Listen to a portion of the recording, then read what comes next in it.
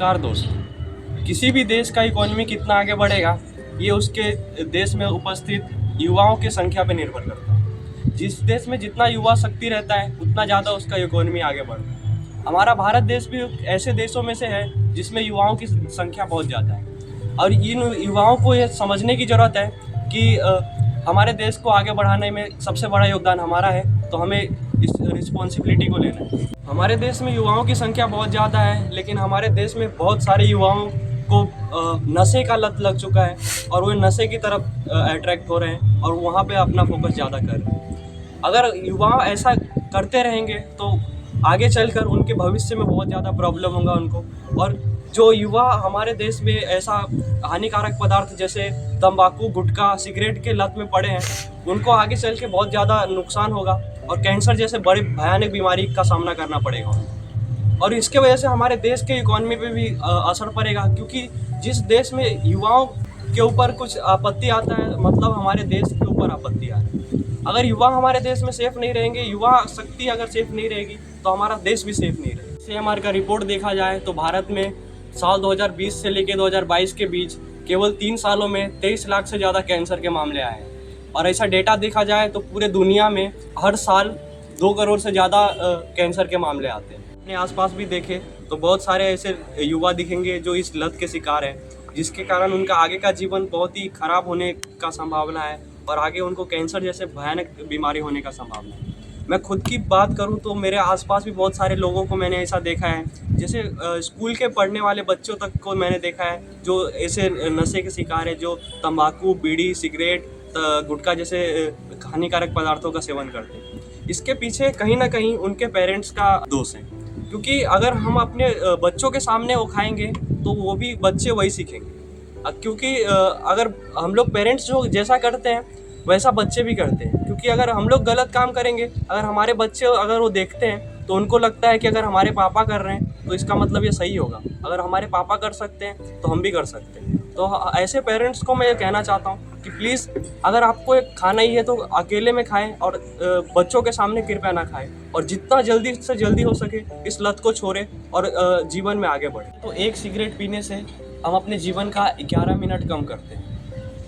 अगर हम एक सिगरेट पीते हैं तो ऐसा नहीं है कि हम खुद को नुकसान पहुंचा रहे हैं, खुद के साथ साथ हम अपने आसपास के लोगों को भी नुकसान पहुंचा रहे हैं। क्योंकि सिगरेट पीने से जो आसपास धुआं फैलता है उसके वजह से दूसरों का भी कैंसर हो सकता है। हम खुद के स्वास्थ्य को नुकसान तो पहुंचा ही रहे, साथ साथ दूसरे को स्वास्थ्य को भी नुकसान पहुंचा रहे। तो कृपया करके जितना जल्दी से जल्दी हो सके ऐसे लत से दूर रहें। लगता है कि तंबाकू, गुटखा, सिगरेट आदि का सेवन करने से हमारे स्वास्थ्य के लिए कुछ अच्छा होता है, उल्टा इससे हमारा नुकसान ही होता है। इसलिए मैं कहना चाहता हूँ कि प्लीज़ जितना जल्दी से जल्दी हो सके इस लत को छोड़ें और इस लत से दूर रहें।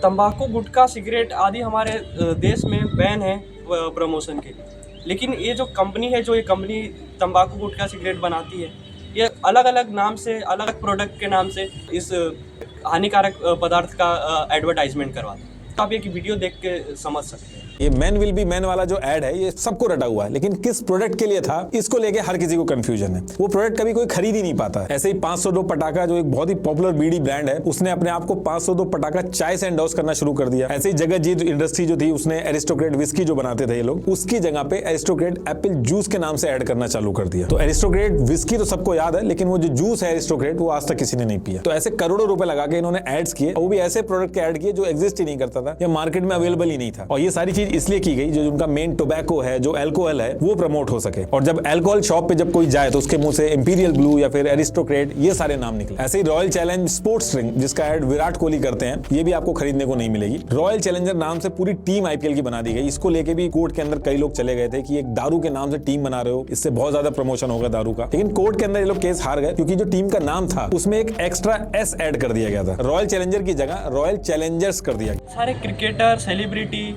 ऐसे बहुत सारे लोग हैं जो चंद पैसों के लिए कैंसर फैलाने वाले हानिकारक पदार्थों का एडवर्टाइजमेंट करते हैं। उन लोगों से मैं भी ये कहना चाहता हूँ कि प्लीज़ ऐसे एडवर्टाइजमेंट से दूर रहें और ऐसा एडवर्टाइजमेंट ना करें, क्योंकि हम चंद पैसों के लिए हमारे देश को, युवा को कैंसर की तरफ धकेल रहे हैं। चंद पैसों के लिए आप हमारे यूथ को बर्बाद करें, तो प्लीज़ ऐसा ना करें। अगर आज के डेट में देखा जाए तो सचिन तेंदुलकर ही ऐसे एक सेलिब्रिटी है जिन्होंने कभी ऐसा एडवर्टाइजमेंट नहीं किया। आप एक वीडियो देखिए। लेकिन आज की डेट में अगर आप सच में किसी को रियल हीरो कह सकते हो तो वो है सचिन तेंदुलकर। इन्होंने अपनी 32 साल की पब्लिक लाइफ और 24 साल के क्रिकेट करियर में एक भी सरोगेट ऐड नहीं किया। सारी गुटखा कंपनी ने मुंह मांगा पैसा ऑफर किया, लेकिन सचिन ने कभी ऐसा नहीं किया। 1996 का क्रिकेट वर्ल्ड कप था, उस टाइम पे बीसीसीआई इतना अमीर नहीं था और क्रिकेटर्स के पास भी पैसा नहीं होता था। तो विल्स एक सिगरेट कंपनी है, उसने पूरे वर्ल्ड कप को स्पॉन्सर किया था। लेकिन आप हैरान हो जाओगे कि सचिन ने उस वर्ल्ड कप में बिना स्पॉन्सर किए हुए बैट से खेला। उस बैट पे आप आज भी देखोगे वीडियो तो उस बैट पे कोई भी स्टिकर नहीं है, जबकि बाकी जितने खिलाड़ी थे वो सब रेडी हो गए थे ऐड करने के लिए। यूबी ग्रुप ने उस टाइम पे 20 करोड़ का ऑफर दिया था, 1 सेकंड में मना कर दिया था सचिन तेंदुलकर ने। आईपीएल में भी जब प्लेयर्स एनुअल कमर्शियल्स के पैसे में से हिस्सा ले रहे थे तो सचिन ने ऐसे पैसे में हिस्सा लेने से भी मना कर दिया जो पैसा सरोगेट ऐड करने से आया। ऐसे बहुत सारे सेलिब्रिटी हैं जिन्होंने कभी भी ऐसा हानिकारक पदार्थ का एडवर्टाइजमेंट नहीं किया। उनसे भी मैं बहुत ज़्यादा उनको भी मैं बहुत ज़्यादा अप्रिशिएट करना चाहता हूँ। और भी लोगों को ऐसा मैं बताना चाहता हूँ कि प्लीज़ ऐसे कैंसर फैलाने वाले हानिकारक पदार्थों का एडवर्टाइजमेंट ना करें। इसके गवर्नमेंट से भी, हेल्थ मिनिस्ट्री से भी मैं यह दरख्वास्त करता हूँ कि ऐसे हानिकारक पदार्थों के ऊपर कड़ा बैन लगाए और ज़्यादा से ज़्यादा कठोर कानून बनाए इसके।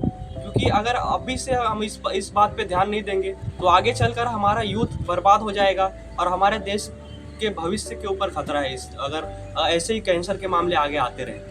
और हमारे देश के पेरेंट्स से भी एक अनुरोध करता हूँ कि कृपया अपने बच्चों पे ध्यान दें और ऐसे हानिकारक पदार्थों से उनको दूर रखें और खुद भी इस पदार्थों का उनके सामने सेवन ना करें। और जितना जल्दी हो सके उतना जल्दी अगर आप ये सेवन करते हैं इन हानिकारक पदार्थों का तो जितना जल्दी हो सके इसको छोड़ें और आगे बढ़ें। तो मैं आशा करता हूँ मेरी बातों को आप समझे होंगे।